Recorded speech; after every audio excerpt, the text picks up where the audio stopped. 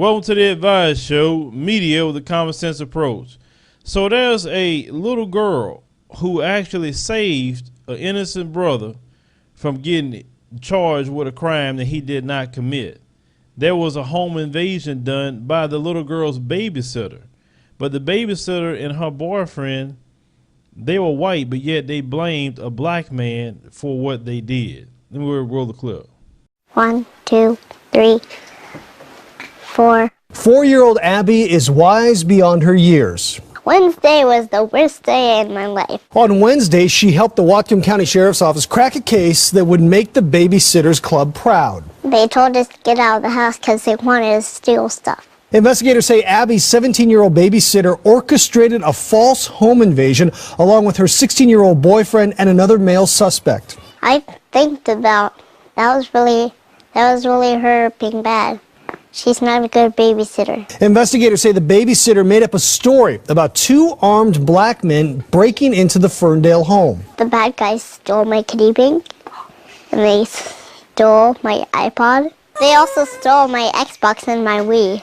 The babysitter told investigators one of the suspects looked like the neighbor next door. Right over here by this tree, and Sniper is there. Neighbor Cody Oaks says police handcuffed him and questioned him for several hours because he fit the description. But little Abby knew better, and she told police. It wasn't the right skin color. Abby told investigators the suspects had white skin, not black, and that's when the babysitter's story started to crumble, and she confessed. Why did you involve the children? Abby's mom says she's proud of her young daughter. Literally in 30 seconds, she changed everything that had been going on for 5-6 hours. And her neighbor Cody says he hopes that babysitter and her accomplices learn a lesson from all of this. It's kind of sad because I just don't think she realizes the dangerous position that it put me in. As for all the stolen belongings, They got it back because of me being a superhero. no word yet on whether Abby plans to go pro with her detective skills. But mostly, I would love to be a doctor. Now, the little girl, she's right. She's a superhero, and she did a good thing by exposing a lie. But when I have said in previous videos, the black man is the most hated man in the world, this is further proof. Because these white teenage kids knew that if I blame a black man, and I say the black man next door did it, they automatically not going to look at me. They're going to go after that black man. And you heard what this brother said. They had guns drawn, handcuffing him, and talking to him for hours. Just because they said he did it. You know how many black men has been accused of rape when they did not do it? Prime example. Just a recent case that just came out about the Central Park 5. 4 black men and a Hispanic man. They said that they raped this woman. They did not do anything. And look all the years they lost of their life just by the mere saying that they did it. Not really proof of nothing, just word of mouth alone. You remember the movie Rosewood. You remember how that got started. You know, that a white lady was sleeping with that black man, but the husband finds out and say, oh, he raped me, when good and well, it wasn't even no rape. And look all the stuff that transpired because of that. I mean, just lies. All lies. Look at what Emmett Till, a white woman, said, oh, well, he whistling at me. And look what they did to Emmett Till. I mean, all this stuff is happening in history. So all these things about blaming a black man, and automatically you have a bunch of, like I said, a crowd of white police officers just coming at a brother like that. It just brings back all those memories that go on from way back when until now. See, how many cases have you know that somebody has said black, a white man did it, and they all of a sudden just go headhunting for this white guy? How many black women do you know?